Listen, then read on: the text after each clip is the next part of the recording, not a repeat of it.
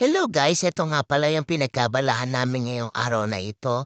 Hello Kitty and Friends nga pala yung team na namin niya ginawang backdrop. Yan nga pala yung partner ko, pa-heart-heart lang siya.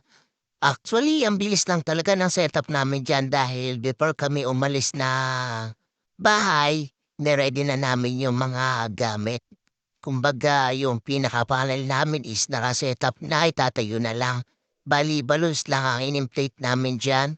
And mabilis lang kasi yung oras na ibinigay sa amin ni McDo. McDo nga pala yan sa may BGC, Taguig.